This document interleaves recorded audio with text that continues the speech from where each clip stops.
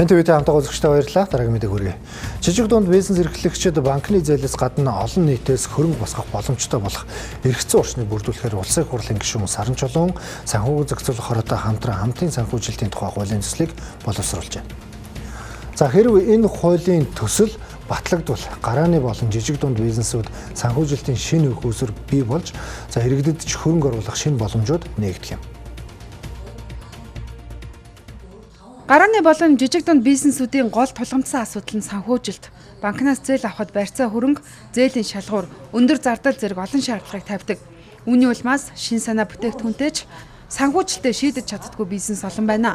Судалгаагаар бизнес эрхлэгчдийн 60% нь санхүүжилтээ өөрийн хөрөнгөөр 36% нь банк санхүүгийн байгууллагын зээлээр шийддэг гэжээ. Харин хамтын санхүүжилтийн тухай хуультай болчихвол олон хүнээс бага хэмжээний хөрөнгө цуглуулж нэг бизнес төсөл бүтээгдэхүүнийг санхүүжүүлэх боломжийг олгоно гэж тооцжээ. Дүнгиж эхэлсэн. Тэгээд шин зүйл хийх гэж эхэлж байгаа боловч яг ингээд нөгөө бизнесээ томруулъя, цаашаа үргэлжлүүлъя гэхээр гацчдаг. Тэ ингээд хан мөрөгдөг хүмүүст бол маш чухал ийм зохицуулт байгаа. Тэгэхээр энэ хуулиар энэ яг тэр дундын харилцааг зохицуулах системийг л бий болгож өгч байгаа гэсэн үг. Нөгөө талаа ил тод хариуцлагатай хандив босгогчдыг бий болгож байгаа гэдгээр маш чухал ахиц гэж харсан. Манай улсад бол яг хамтын санхүүжилтийн үйлчилгээ бол бас компаниуд нэвтрүүлээд платформуд нь бас үйл ажиллагаа явуулаад эхэлж байгаа. Тэгээд хуулиар бол ерөнхийдөө илүү энэ одоо үйлчилгээг зохицуулж хянах гэхээс илүүтэйгээр энэ хамтын санхүүжилт дундын одоо санхүүжилт босгох юм механизм өөрөө байсаар ирсэн те. Энийг илүү ил тод болгох одоо оролцогч талуудыг нь илүү одоо харилцааг нь илүү дэлгэрэнгүй одоо ил тод болгоход чиглэсэн ийм хууль байгаа. Тухайлбал нэг бизнес 100 сая төгрөг шаардлагатай бол банкнаас бүх мөнгийг зээлхийн оронд захин платформоор дамжуулан олон нийтэд төслөө танилцуулж шаардлагатай хөрөнгөө босгох боломжтой. Хуулийн төсөлд хамтын санхүүжилтийг хувьцаа, зээл, урамшуулал, хандив гэсэн 4 хэлбэрээр зохицуулахаар тусгажээ. Үндсэндээ энэ хууль нь бизнесүүдэд мөнгө босгох шинэ боломж, нээхийн зэрэгцээ, иргэдийн мөнгийг хамгаалах дүрмийг бий болгох зорилготой гэжээ. Ерөөсөө нэг номерын асуулгаас санхүүжилсэн шүү дээ. Гудамд явж байгаа 10 жилийн хүүхдүүдэд те зүгээр одоо ажиллаж хийж байгаа эмч багш нарт бүгдөө гойгоо саналууд байгаа хэрэг.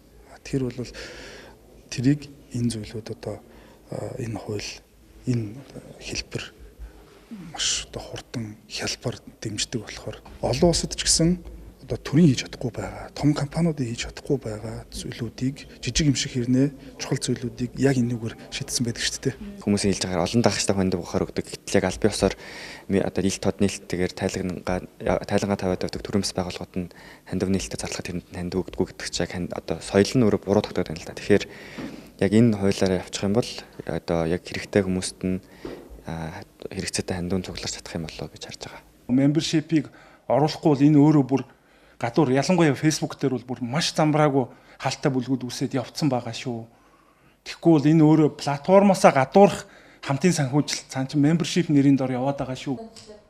Өнөөдөр захин орчимд зохицуулалтгүйгээр хөрөнгө татах, өндөр өгөөж амлах, хандив нэрээр мөнгө цуглуулах эрсдэл байна. Тиймээс хэн хөрөнгө татах хэрэгтэй байх, иргэдэд ямар мэдээлэл өгөх, мөнгийг хэрхэн хамгаалах зэрэг тодорхой дүрм тогтоох шаардлагатай гэж хуулийн төслийн магийнхаа үзжээ. За хуулийн төсөл батлагдвал гарааны болон жижиг дунд бизнесүүдэд санхүүжилтийн шинэ их усэр бий болж иргэдэд ч хөрөнгө оруулах шинэ боломж нэмэгдэнэ. Харин захин платформоор дамжуулан мөнгө босгох үйл ажиллагааг ил тод хяналттай болгож залингийн эрсдлийг бууруулах зохицуултыг бий болгоно.